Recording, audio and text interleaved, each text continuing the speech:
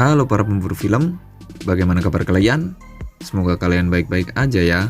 Pada kesempatan kali ini saya akan membahas sekaligus merangkum sebuah film science fiction yang rilis pada tahun 2001 yang berjudul Planet of the Apes. Film ini menceritakan tentang perjuangan seorang astronot yang terdampar di sebuah planet yang telah dikuasai oleh bangsa kera, dan manusia-manusia di sana dijadikan budak oleh bangsa kera. Bagaimana keseruannya? Langsung saja kita menuju ke pembahasan filmnya. Dan jika kalian suka dengan channel ini, silahkan subrek aja, biar nggak ketinggalan video menarik lainnya dari channel ini. Let's check it out! Film akan berfokus kepada seorang astronot yang bernama Kapten Leo Davidson.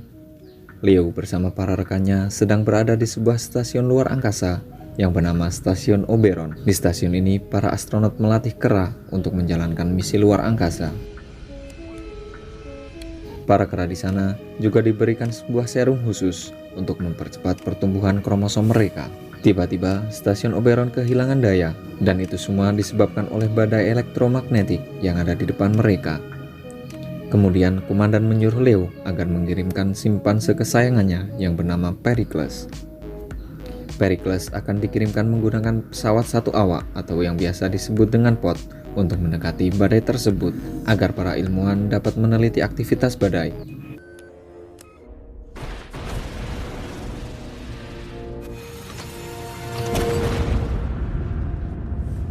Alih-alih mendapatkan apa yang mereka harapkan, stasiun Oberon malah kehilangan kontak dengan Pericles.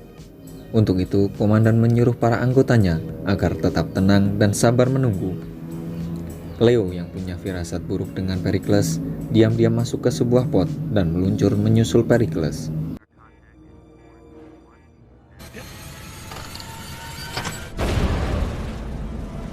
Setelah menemukannya, pot milik Pericles tiba-tiba tersedot oleh badai tersebut, disusul pot milik Leo.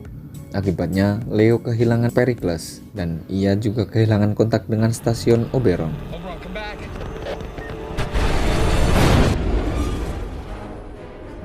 Di stasiun Oberon, mereka mendapatkan sebuah transmisi asing yang mereka kira itu adalah Leo.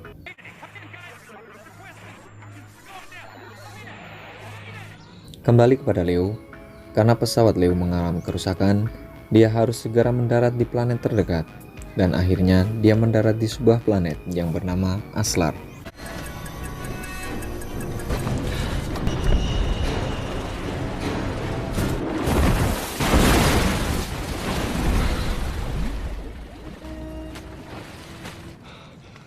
Kemudian, Leo bertemu sekelompok manusia yang sedang dikejar oleh sesuatu. Tiba-tiba muncul kawanan kera yang memakai baju prajurit.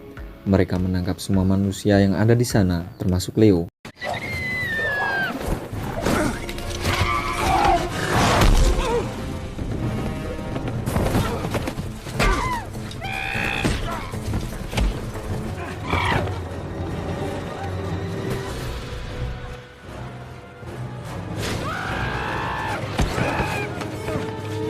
Kemudian mereka memasukkan para manusia itu ke dalam kandang dan memperlakukannya seperti binatang. Kera-kera itu dipimpin oleh seekor simpanse yang bernama General Ted dan seekor gorila yang bernama Atar. Kemudian Leo dan para manusia itu dibawa ke suatu tempat. Ternyata mereka dibawa ke sebuah kota yang dihuni oleh bangsa kera. Anehnya, kera-kera di sana bisa berbahasa Inggris dan berpakaian layaknya manusia. Nggak bisa bahasa Inggris.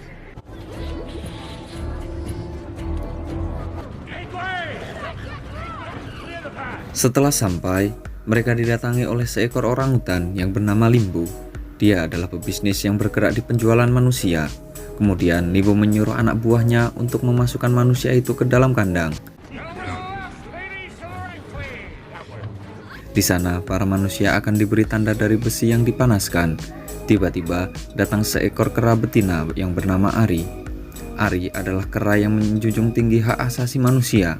By the way, Ari ini adalah putri dari salah satu senator di kota tersebut, sehingga dia cukup disegani. Leo pun tak menyia-nyiakan kesempatan tersebut. Leo mengambil besi panas yang tadi terjatuh di dekatnya, lalu menyandra Ari dan meminta Ari agar melepaskannya. Akhirnya, Ari membeli Leo dan seorang perempuan yang tadinya ingin kabur. Perempuan itu bernama Diana. Singkat waktu, mereka sudah berada di rumah Ari. Dan malam itu, di rumah Ari akan diadakan sebuah pertemuan para petinggi kota. Leo dan Daina langsung diminta untuk membantu menyiapkan perjamuan. Ketika Leo berusaha kabur, tiba-tiba dia dihampiri oleh seekor gorila yang bernama Krull. Krull tadinya adalah seorang jenderal yang karirnya dirusak oleh Jenderal Ted karena dia terlalu berpihak kepada manusia, dan ayah Ari menjadikannya pengawal bagi putrinya. Setelah semuanya berkumpul, mereka pun mulai membahas tentang populasi manusia yang mengancam bangsa kera.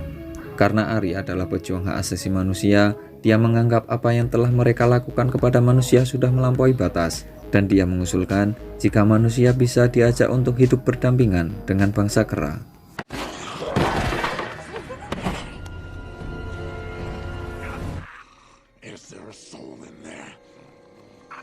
Karena Ari menganggap usulannya tak dihiraukan, dia pun meninggalkan pertemuan itu. Lalu, ayahnya menyuruh Jenderal Ted untuk mengikutinya. Sebenarnya, Jenderal Ted menyimpan perasaan kepada Ari, namun Ari tak menanggapinya.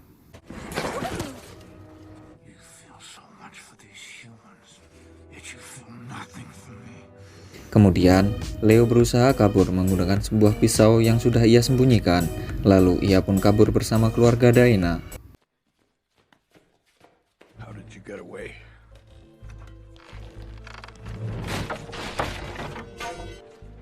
She promised to show me the way back to where they caught us. We'll go together.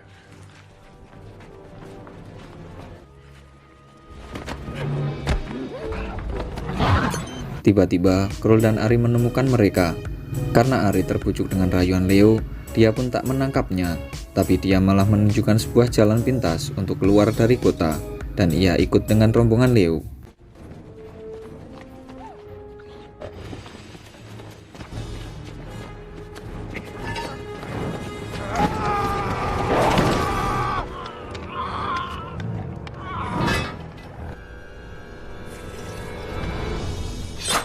Singkat waktu, mereka sampai di depan hutan, dan Leo mengajak mereka untuk pergi menuju bangkai pesawatnya dan mengambil tas yang di dalamnya terdapat alat navigasi dan sebuah senjata.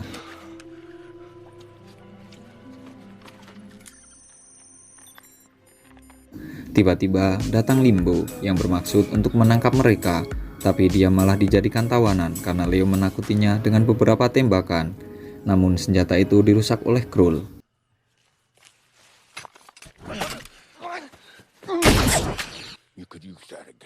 Di sisi lain, Jenderal Ted mengetahui kabar tentang kaburnya Leo yang dibantu oleh Ari, dan dia berencana untuk memusnahkan bangsa manusia dengan pasukannya. Tiba-tiba, dia dipanggil oleh ayahnya dan menyerahkan pasukannya kepada Atar.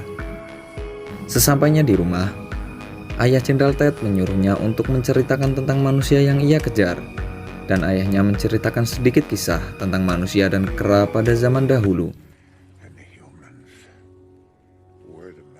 Lalu ayahnya menyuruh Jenderal Ted untuk mengambil sebuah kendi dan memecahkannya. Ternyata, kendi itu berisi sebuah senjata yang mirip punya Leo. Ayahnya juga meminta agar Jenderal Ted menemukan Leo sebelum ia mencapai K5. Kemudian, ayah Jenderal Ted pun meninggal.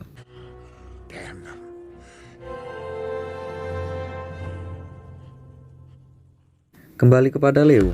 Leo dan rombongannya ternyata menuju ke sebuah tempat yang bernama K5. K5 adalah tempat suci bagi bangsa kera, dan mereka meyakini di tempat itulah awal penciptaan mereka. Di tengah perjalanan, mereka harus berhenti sejenak karena di depan mereka ada sebuah kamp tentara bangsa kera. Rencananya, mereka akan mencuri kuda milik tentara kera, dan mereka akan lari menuju sungai, karena Leo tahu para kera takut dengan air.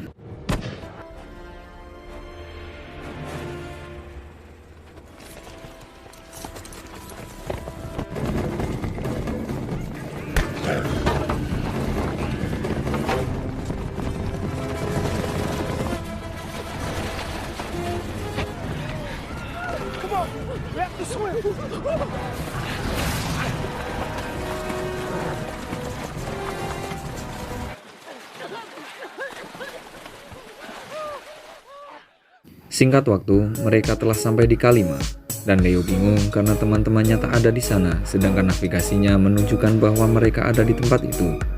Leo baru menyadari bahwa tempat itu adalah pesawatnya saat ia masuk ke ruang kendali dan menyalakan mesinnya.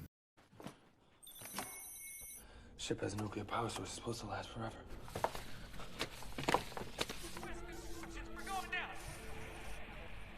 We were searching for a pilot Because I could push forward through time. Radiation out of control. One male named Simos, who I raised myself, has taken over the group. Ia pun tak menyangka bahwa teman-temannya mati karena mencari dirinya, sedangkan ia baru ada di planet itu beberapa hari. Masih bingung? Oke, nanti saya jelaskan di akhir video. Di luar, para bangsa manusia mendatangi mereka, dan tiba-tiba Leo mendapatkan informasi bahwa Jenderal Ted dan pasukannya sedang menuju ke arah mereka. Which means the Senate has capitulated. Di tengah lamunannya, tiba-tiba Leo menemukan sebuah ide. Dia akan memanfaatkan nuklir yang tersisa untuk menakuti pasukan bangsa kera. Dengan cara ia dan beberapa orang akan menggiring pasukan kera mendekati pesawat, lalu ia akan meledakannya dan menjadikan alat navigasinya sebagai remote. Be able to surprise and confuse them. Maybe to give us a chance. You don't understand, Thade. He'll keep coming for you. I know what I'm counting on.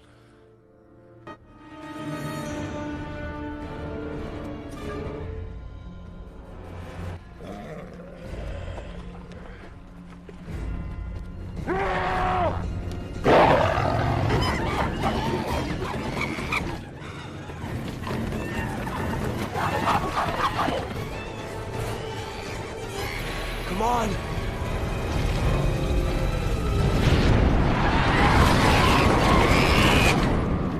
Kemudian peperangan pun tak terhindarkan lagi. Di pertempuran ini, Krul sebagai mantan jenderal dan Atar sebagai mantan murid Krul akhirnya berduel.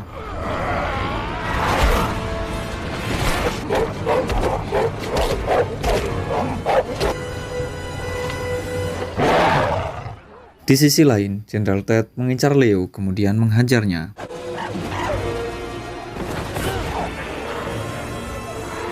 Di tengah-tengah pertempuran, tiba-tiba terdengar sebuah ledakan di langit dan membuat pertempuran itu seketika terhenti.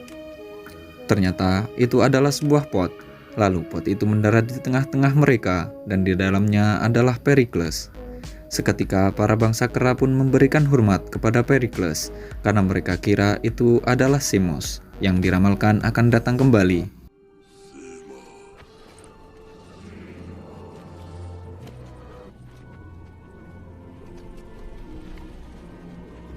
The prophecy is true. Simos has returned to us. Leo pun mendatangi Pericles dan membawanya. Dia akan menjelaskan evolusi yang terjadi pada bangsa kera. Namun tiba-tiba Pericles berlari ke dalam pesawat. Lalu Leo menyusulnya dan Jenderal Ted pun mengejar mereka. Pericles berniat membantu Leo, tapi ia malah dilempar oleh Jenderal Ted yang membuat kakinya terluka. Kemudian Leo akan mengambil sebuah senjata dari tasnya. Namun Jenderal Ted melemparkan senjata itu. Lalu ia merebutnya dari Leo. Leo yang tahu Jenderal Ted berada di ruang kendali lalu menutupnya dan membuat Jenderal Ted terkurung di dalamnya.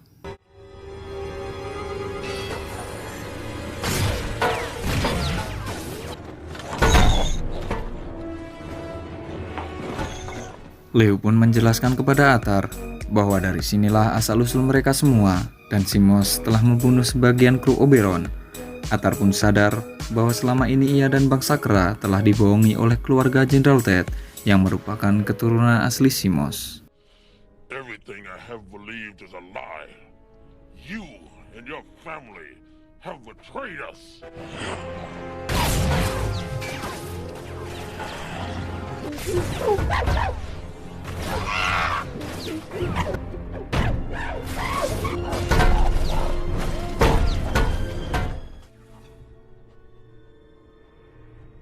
Setelah itu, Leo menghampiri Pericles dan memberikannya kepada Ari agar menjaganya. Kemudian mereka mengubur jasad Krul dan memberikan penghormatan terakhir. Tiba-tiba terdengar suara radar dari dalam pot. Ternyata itu adalah suara radar dari koordinat badai yang membawa Leo ke Aslar. Lalu ia berpamitan kepada Ari dan Daina karena ia akan kembali ke bumi.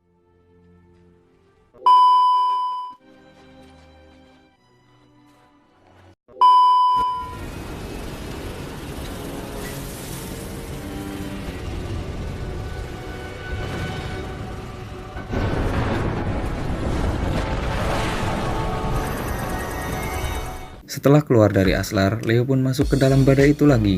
Lalu ia mengarahkan potnya menuju ke bumi. Dan saat ia mendarat di depan monumen Abraham Lincoln, ia pun terkejut. Karena itu adalah monumen Jenderal Ted.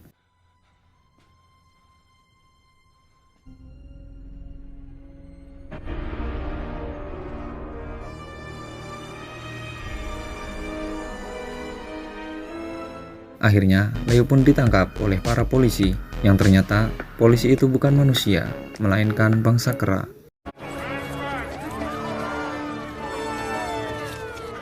Dan film pun berakhir.